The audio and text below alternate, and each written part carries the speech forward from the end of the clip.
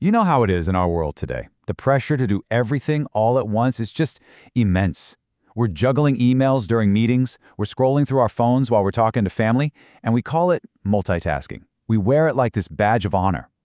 But what if that skill we're all so proud of is actually a myth? And what if it's the very thing holding us back? Think about this. Have you ever had one of those days? You get to the end of it, you're completely wiped out, totally exhausted, but when you try to think back on what you actually got done, you draw a blank. You were busy, for sure, but were you productive? If that feeling is familiar, trust me, you are not alone. And here's the thing, the problem probably isn't you.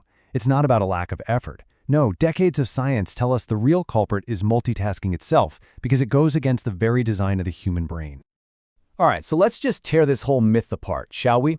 We've all been sold this idea that juggling a dozen things at once is the secret to efficiency. But the actual science, it tells a very different story. Okay, so here's the hard truth. Biologically speaking, our brains cannot truly, genuinely do multiple complex tasks at the same time. The best way to think about it is like a computer processor. Your brain is single-threaded. It can only run one big program at a time. Sure, it can switch between programs really fast, but it's never actually running them in parallel. So what's the limit? What's the actual number? Well, for most of us, it's 2. We can usually handle about 2 demanding things at once, like, say, walking and having a deep conversation before our performance just completely falls off a cliff. And that's pretty much the ceiling, folks. Some fascinating research out of Princeton basically confirmed that even trying to handle 3 tasks is pushing it for most people. Adding a 4th, the whole system just gets overwhelmed. So this idea of being some kind of master multitasker who can effortlessly juggle 4 or 5 things at once, it's a biological fantasy. So what actually happens inside our brains when we try to blow past that natural limit? Well, it doesn't just magically create more processing power.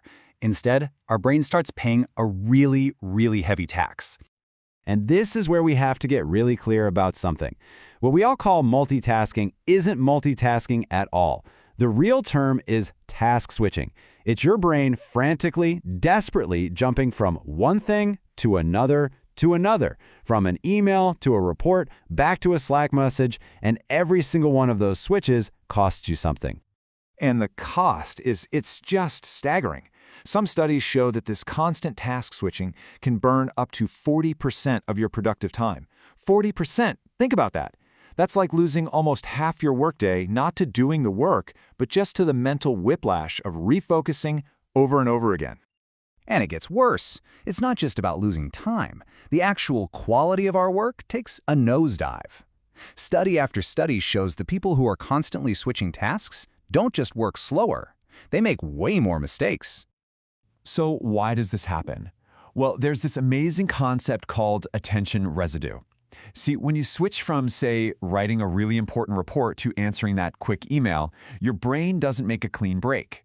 Part of your brain, this little residue of attention, is still stuck on the report. It's like a ghost in the machine, making it impossible to give that email your full focus. I mean, look at the difference here. It's so stark.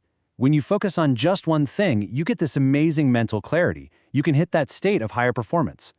But when you're switching all the time, you're basically choosing to operate in a permanent state of mental fog, which of course leads to sloppy work and way more errors. You know, this isn't just about spreadsheets and emails. This cognitive cost, it seeps into everything. It spills over into our actual well-being in some really damaging ways. When we're chronically multitasking, we're basically marinating our brains in cortisol. That's the stress hormone. It creates this constant nagging feeling that you're always behind, always overwhelmed. And that just fuels anxiety. And over time, that cycle of being busy but not productive, well, that's a direct highway to burnout. It just leaves you completely exhausted and cynical about your work. And to make things even more fun, there's this little psychological quirk called the Zeigarnik effect. It turns out our brains are hardwired to obsess over unfinished tasks way more than completed ones. So every single time you start a task and then switch away from it, you're creating an open loop in your mind. And all those open loops create a constant low-level hum of mental anxiety. Okay, so we've painted a pretty bleak picture, right? From juggling to total burnout. It's a frustrating, vicious cycle. But here's the good news. It doesn't have to be this way. We are not helpless. By just understanding how our brains are wired, we can start to work with our biology instead of constantly fighting against it. So the real fix here is to stop trying to juggle and start getting strategic with our focus. Let's break down 3 really powerful, science-backed ways to do exactly that. First up, batching. This one is so simple but so powerful. Instead of letting your email interrupt you every 5 minutes, group it all together.